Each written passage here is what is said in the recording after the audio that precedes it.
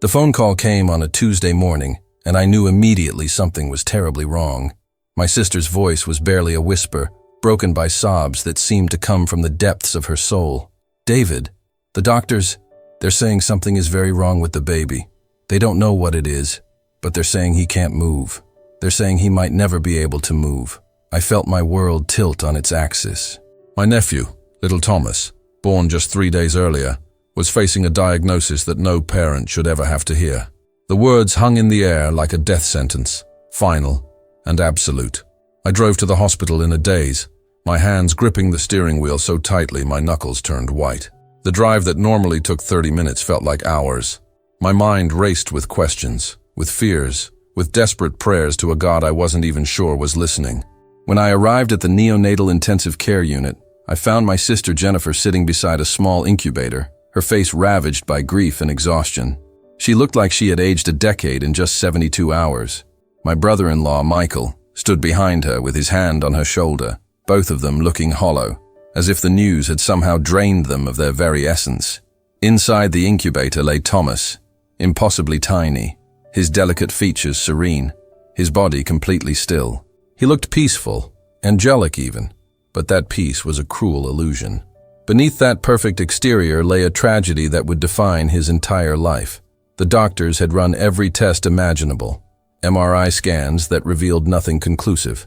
Genetic testing that came back with rare markers. Neurological assessments that all pointed to the same devastating conclusion. Thomas had been born with a rare congenital condition that had left him with severe paralysis. The doctors used words like irreversible and permanent, words that seemed to suck the oxygen from the room with each utterance. "He'll never walk," one doctor had said, his voice clinical and detached, as if he were discussing the weather rather than the future of a human being. "He may never have voluntary movement at all. I'm so sorry." Those words would haunt me for weeks. I held Jennifer as she wept, feeling utterly helpless. What could I possibly say to comfort a mother who had just been told her newborn son would spend his entire life unable to move? There were no words adequate to the magnitude of her pain. I stayed with them through the night, watching Thomas sleep, praying to a God I wasn't sure was listening, bargaining with the universe for a miracle that seemed impossible. By morning, the hospital had discharged Thomas with a care plan and a list of specialists. Jennifer and Michael brought him home to a house that suddenly felt like a prison, beautiful on the outside, but filled with unbearable sadness within. The first weeks at home were a blur of medical appointments and quiet desperation. Jennifer had taken a leave from her job to care for Thomas full-time, her entire world now revolving around the care of an infant who could not respond to her love. Michael tried to maintain some semblance of normalcy by going to work, though I could see the strain in his eyes each evening when he returned, the weight of the day's worries pressing down on his shoulders. I visited almost every day, helping where I could, preparing meals that no one really wanted to eat, handling household tasks that seemed meaningless in the face of such tragedy, simply being present in the suffocating silence that had replaced the joy that should have filled their home. Thomas lay in his crib, beautiful and serene, but utterly motionless. Jennifer would spend hours talking to him, singing to him, reading to him, desperately hoping that somehow, against all medical evidence, he would respond. But he never did. The doctors had been clear. There was no hope. No surgery could fix this. No therapy would help.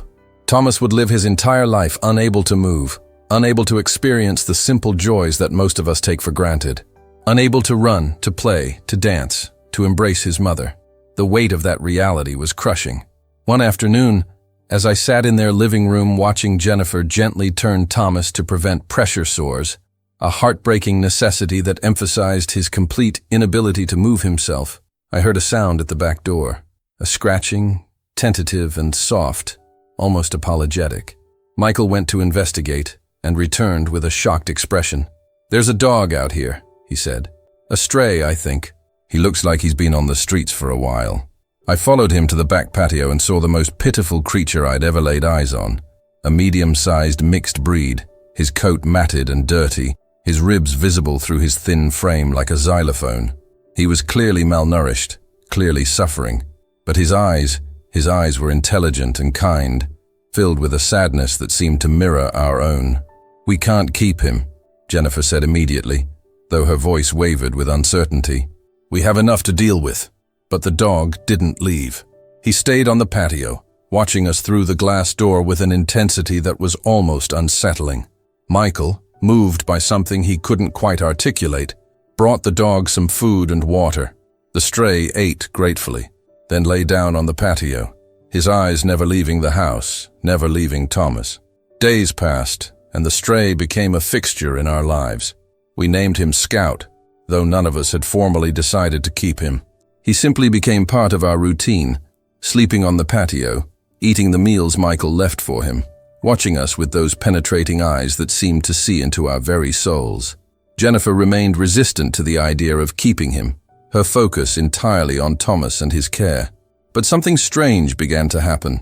Scout would press his nose against the glass door, staring at Thomas's crib with an intensity that seemed almost purposeful, almost as if he understood the tragedy unfolding inside.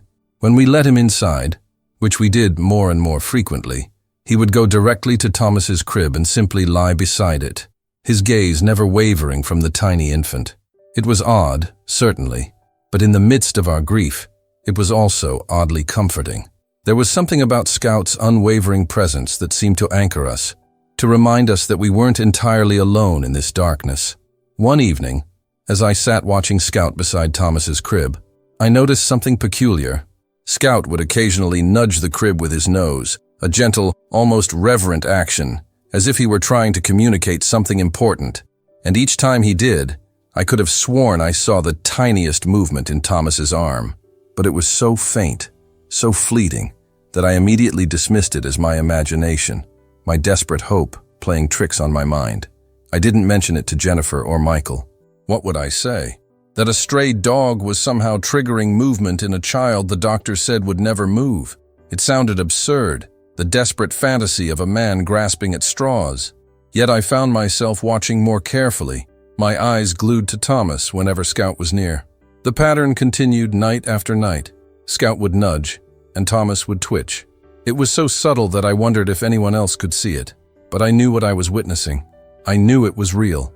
And I knew that somehow, this abandoned dog had detected something that all the medical expertise in the world had missed. One afternoon, when I was alone with Thomas and Scout, I decided to observe more carefully. Scout was at his usual position beside the crib, his nose gently touching the edge. He made a soft whining sound, almost like he was trying to communicate something urgent. And then, as clear as day, Thomas's left arm twitched. It was unmistakable. Not a random spasm, but a deliberate, responsive movement. My breath caught in my throat. I blinked hard, rubbed my eyes, and looked again. Scout continued his gentle pressure, his nose working methodically against the crib. And there it was again. Another twitch, this time in Thomas's right leg. My hands began to shake. This couldn't be real. The doctors had been so certain, so absolute in their diagnosis. Yet I had just witnessed movement in a body that was supposed to be completely paralyzed. I reached for my phone with trembling hands and began to record. It took several attempts, several minutes of Scout's patient nudging and my anxious waiting. But finally, I captured it. A short video clip, undeniable proof. Thomas's arm twitching in response to Scout's touch. It was faint, but visible. It was real. My heart hammered against my ribs with such force that I thought it might break through. I knew I had to tell Jennifer and Michael immediately, but how do you explain something so unbelievable? How do you tell desperate parents that their paralyzed son might not be as paralyzed as everyone believed, based on the observations of a stray dog? It sounded insane. It sounded like the desperate grasping of an uncle who had become too emotionally invested. Yet I had the video. I had evidence. I took a deep breath, steadied myself, and made the call. Jennifer, I need you and Michael to come home. Something incredible just happened. I called Jennifer into the room, trying to keep my voice steady despite the adrenaline coursing through my veins. Jennifer, I need you to watch something. I think something incredible just happened. Her face went pale as she watched the video, her hand flying to her mouth. Is that Thomas moving? She whispered, her voice barely audible. I think so, I said, my own voice shaking. I think Scout is somehow triggering a response. Michael came in, and we watched the video together, replaying it over and over. The movement was subtle, yes, but it was undeniably there. We need to call the doctors.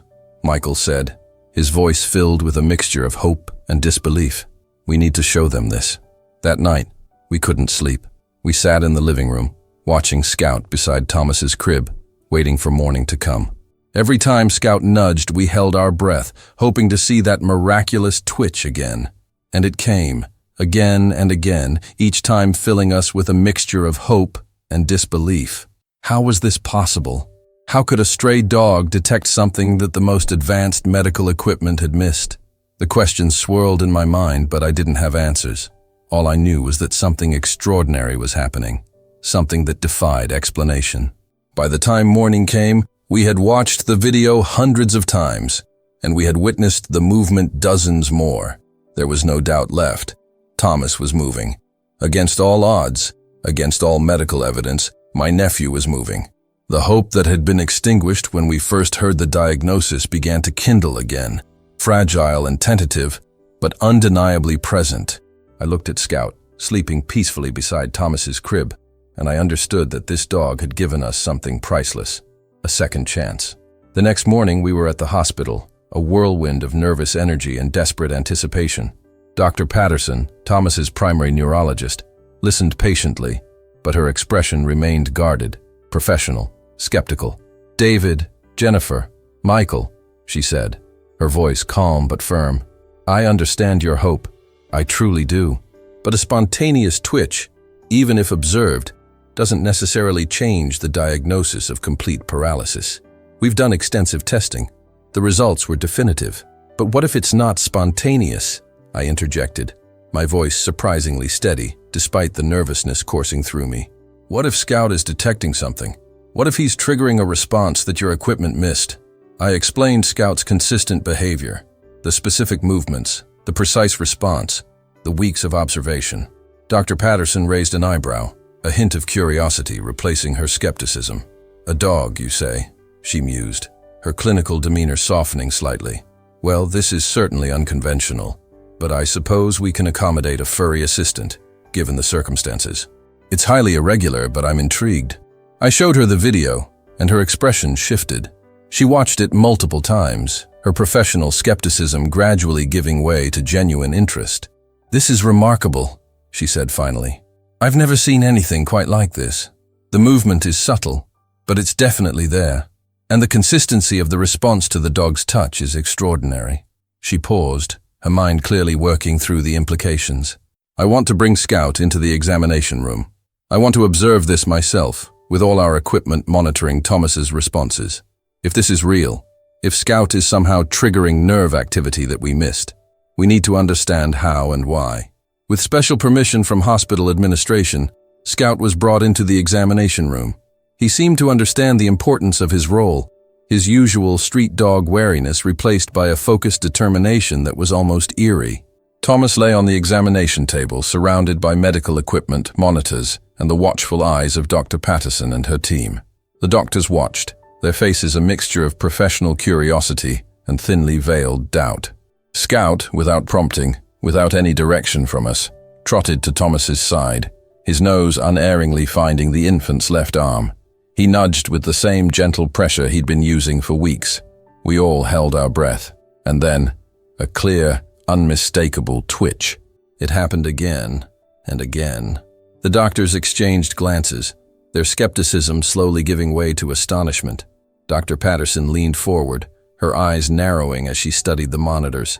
The examination room buzzed with a new kind of energy, a palpable shift from skepticism to genuine scientific interest. The doctors, initially dismissive, were now intensely focused, their instruments and expertise directed by Scout's uncanny intuition. Dr.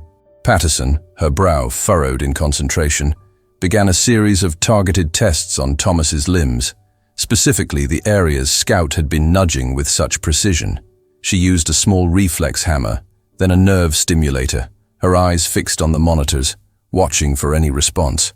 The results were astonishing, almost miraculous. "There's a response," she announced, her voice filled with a mixture of disbelief and excitement.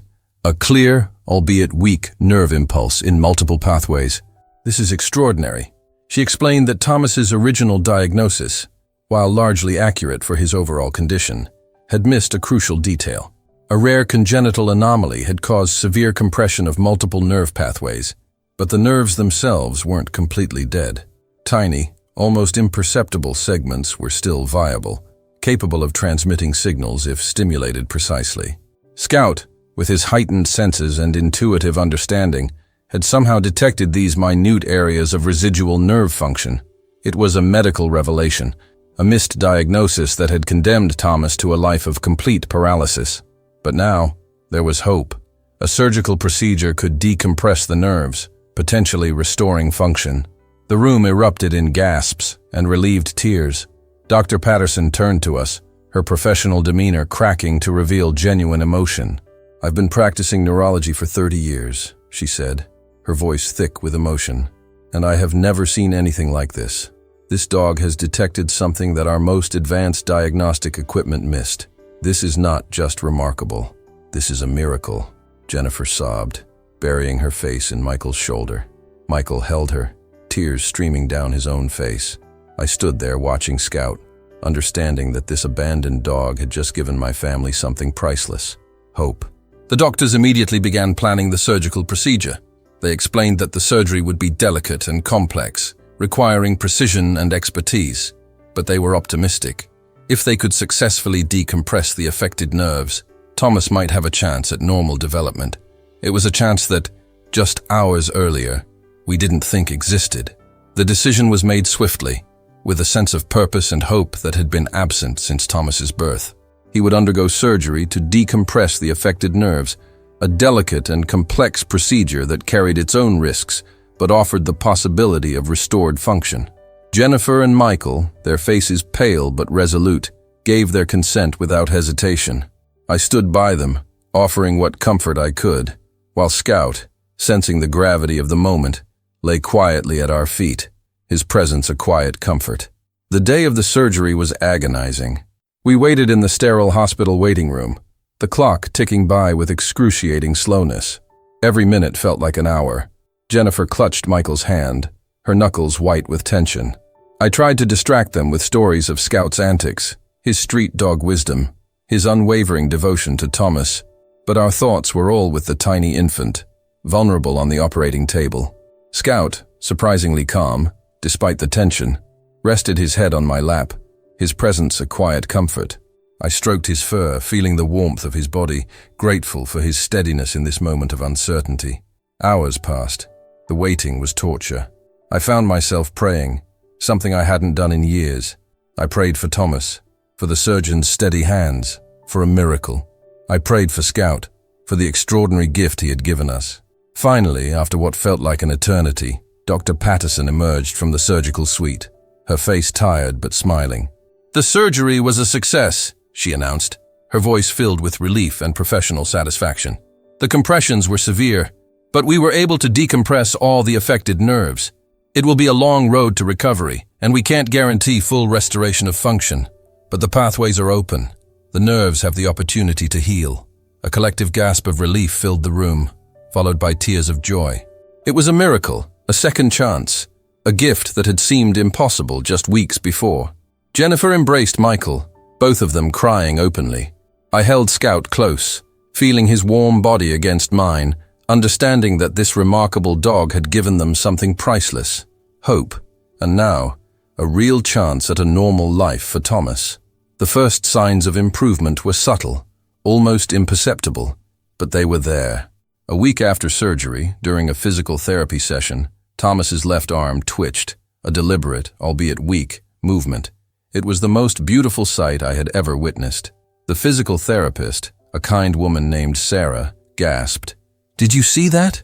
she asked, her eyes wide with wonder. "That was a voluntary movement. That was Thomas responding to stimulation." The weeks that followed were a testament to Thomas's incredible resilience and the power of dedicated care combined with hope. His recovery was nothing short of remarkable. What began as a faint twitch soon progressed to more deliberate movement. First, he could move his fingers, then flex his wrists. Physical therapy became a daily ritual, filled with small victories and immense joy. Jennifer and Michael were transformed, their grief replaced by an infectious hope that seemed to radiate from their very beings. They spent hours with Thomas, encouraging him, celebrating every tiny movement, no matter how small. Scout was always there, a furry cheerleader, often lying at the foot of Thomas's crib, his tail thumping softly whenever the infant made an effort. Soon, Thomas began to move his entire arms, then his legs. The doctors were astounded. They theorized that the successful decompression of the nerves had somehow stimulated other dormant pathways, or perhaps the sheer will to move, once a possibility, had ignited a cascade of neurological recovery.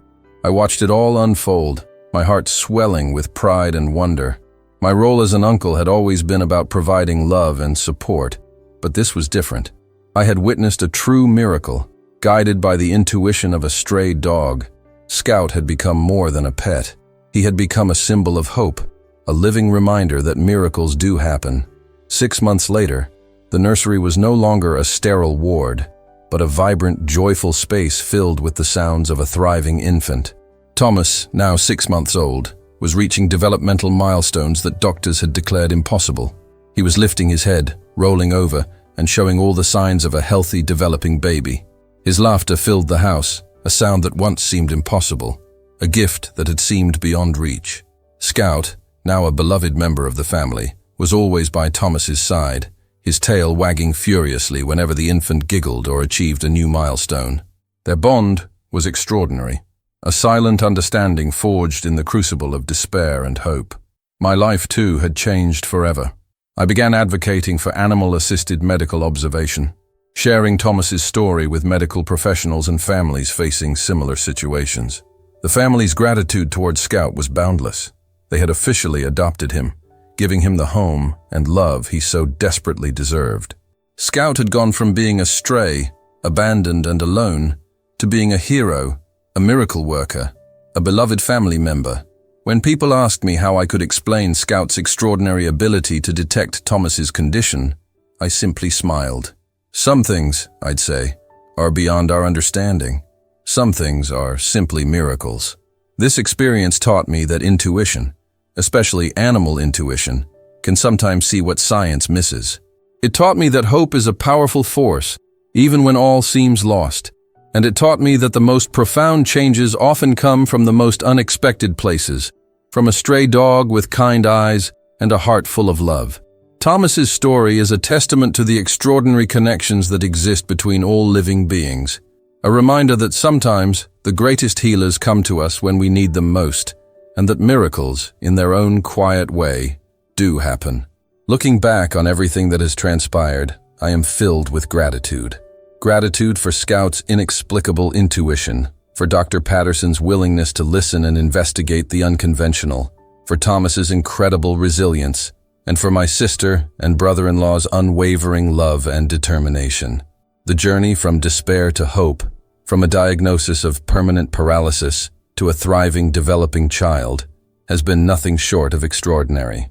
Scout lies beside Thomas now, as he does every day, a constant presence, a guardian angel in the form of a stray dog. Thomas reaches out and touches Scout's fur, his movements deliberate and joyful, and I am reminded once again of the power of love, the strength of hope, and the incredible bonds that can form between humans and animals. This story is not just about medical miracles or the extraordinary abilities of animals.